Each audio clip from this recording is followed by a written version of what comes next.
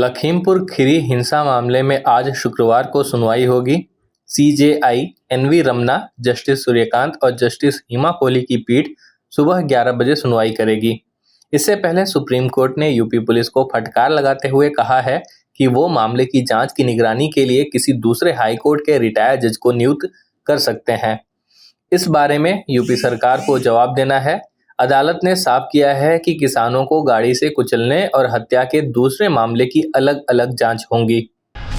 सेना की 32 महिला अफसरों की अवमानना याचिका पर सुप्रीम कोर्ट में आज शुक्रवार को सुनवाई होगी। इससे पहले सुप्रीम कोर्ट के दखल के बाद सेना ने पिछले महीने 22 अक्टूबर को 39 महिलाओं को परमानेंट कमीशन दे दिया था।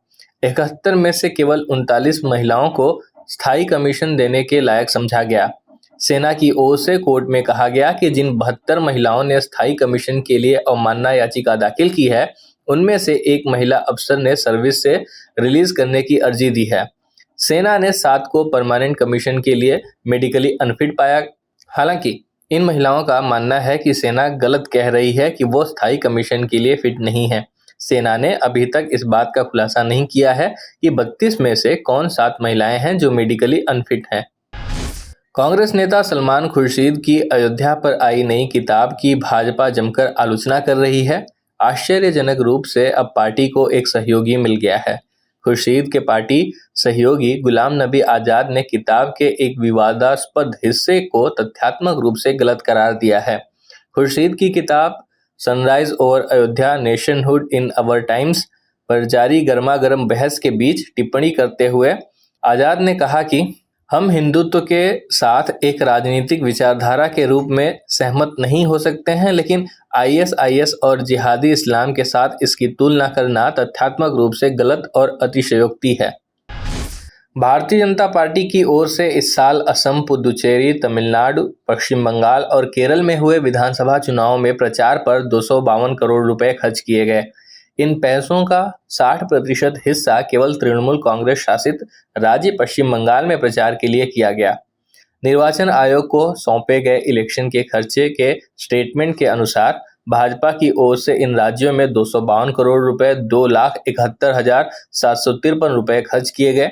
इनमें से असम चुनाव के लिए 43.81 करोड़ रुपए, पुदुचेरी विधानसभा चुनाव के लिए 4.79 करोड़ रुपए, वहीं तमिलनाडु के लिए 22.97 करोड़ रुपए खर्च किए गए।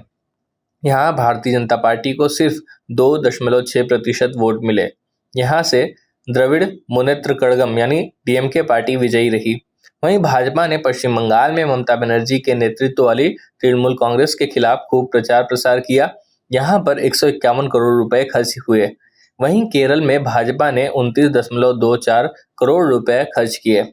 अलग अलग दलों की ओर से सौंपे गए खर्च के विवरण को निर्वाचन आयोग ने सार्वजनिक किया है। भारत में एक दिन में कोरोना वायरस संक्रमण के 12,516 नए मामले सामने आए हैं। भारत में कुल मामलों की संख्या 3,44,14,186 पहुंच गई है। पिछले 24 घंटे में 501 लोगों की इसकी वजह से मौत हुई है। अब तक देश में कुल कोरोना वायरस की वजह से 4,62,690 लोग मारे जा चुके हैं। अब खबरें पाइए सबसे पहले हमारे मोबाइल न्यूज एप्लीकेशन पर। एंड्रॉइड या iOS प्लेटफॉर्म पर जाइए, HW न्यूज नेटवर्क को सर्च कीजिए, डाउनलोड कीजिए और अपनी सुविधानुसार भाषा का चयन कीजिए। खबरों की भीड़ में अपने काम की खबर पाते रहिए।